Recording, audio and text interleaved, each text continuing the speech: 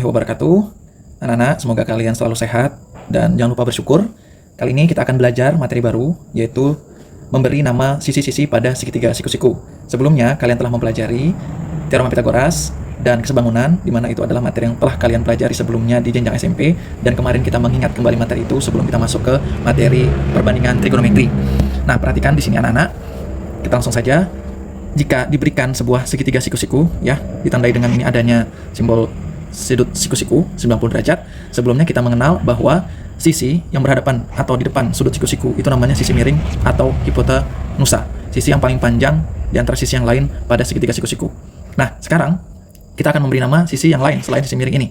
Ya, kalau sebelumnya sisi yang lain itu kita sebut sebagai sisi pembentuk sudut siku-siku ya. Saat ini kita memiliki nama yang lain. Tapi kita harus memilih sudut acuan terlebih dahulu. Nah, kita ketahui bahwa dalam segitiga siku-siku itu terdapat 3 sudut ya. Ini sudut siku-siku dan sudut-sudut yang lainnya ini. Yang sudutnya tentunya besarnya kurang dari 90 derajat. Sebagai contoh di sini kita memilih sudut yang di bawah sebelah kanan sini, kita namakan sudut theta ya. Theta itu berasal dari Greek alfabet atau alfabet Yunani. Nah, ini simbolnya seperti ini dibaca theta. Nah, sering dalam matematika penamaan sudut itu menggunakan Greek alfabet. Greek alfabet itu ada apa aja? Ini ada 24 ya. Bisa Bapak ambil sekarang, ini adalah theta. Yang di depan ini huruf besarnya, huruf kapitalnya, dan huruf kecilnya ini yang Bapak pakai ini.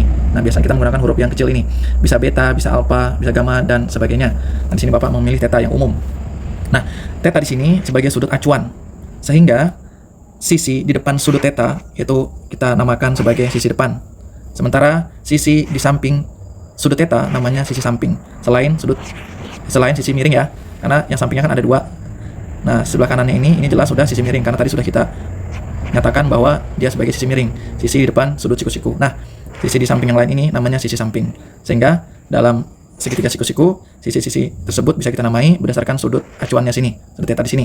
Sisi miring jelas ini sisi di depan sudut siku-siku, sisi di depan sudut theta namanya sisi depan, sisi di samping sudut theta namanya sisi samping. Nah, bagaimana sekarang kalau sudut acuannya kita ubah ya ke atas ini? Apa yang berubah? Tentu yang berubah sisi depan dan sisi sampingnya. Sementara sisi miringnya tetap ya. Sisi miringnya tetap karena dia di depan sudut siku-siku. Nah, sisi depannya mana? Kita perhatikan sekarang. Sisi di depan sudut theta itu adalah di sini. Nah, makanya ini sisi depan. Sementara sisi sampingnya berubah menjadi di sini. Sehingga nama sisinya akan bisa berubah tergantung sudut acuannya. Yang tidak berubah hanya hipotenusa atau sisi miring. Sebagai catatan, penamaan sisi miring atau hipotenusa, sisi samping dan sisi depan hanya berlaku pada segitiga siku-siku. Jadi segitiga itu ada banyak ya. Segitiga yang tidak beraturan, segitiga sama sisi, segitiga sama kaki, dan ini adalah sekarang ini hanya berlaku pada segitiga siku-siku. Jadi kalau memberikan nama seperti ini, pastikan terlebih dahulu bahwa segitiganya adalah segitiga siku-siku. Mungkin kali ini cukup sekian, nanti akan Bapak berikan soal latihan untuk penamaan segitiga siku-siku. Nah, kita lanjutkan ya. Di sini sebelum kalian mengerjakan latihan, Bapak perjelas lagi dengan contoh. Nah, perhatikan di sini contoh yang A. Ada segitiga siku-siku ditandai dengan tanda siku-siku di sini dengan sudut acuan di sini sudut A disebut ya, sudut A. Sudut acuannya sudut A di situ. Nah, kita diminta untuk memberikan nama sisi-sisi segitiga siku-siku tersebut. Yang sebelumnya kita pelajari ada 3 ya, ada sisi miring atau hipotenusa, sisi samping dan sisi depan. Nah, itu bergantung pada sudut acuannya. Nah, dari gambar ini yang A mana yang sisi miring? Jelas ya, sisi miring itu adalah sisi di depan sudut siku-siku, yaitu sisi C. Kemudian sisi sampingnya ya, itu di samping sudut A. Nah, itu di sini, yaitu sisi B. Dan sisi depannya, perhatikan sisi di depan sudut A ya, berarti sisi A di sini. Nah, sehingga kita sudah menemukan semuanya. Kita beri nama sisi sampingnya adalah sisi C. Maaf, sisi miringnya adalah sisi C, sisi sampingnya sisi B, dan sisi depannya adalah sisi A. Nah, kalian juga harus melakukan hal yang sama. Kerjakan di buku tulis masing-masing ya, soal yang huruf B sampai huruf F. Digambar juga segitiga siku-sikunya. Nah, caranya menjawabnya seperti ini.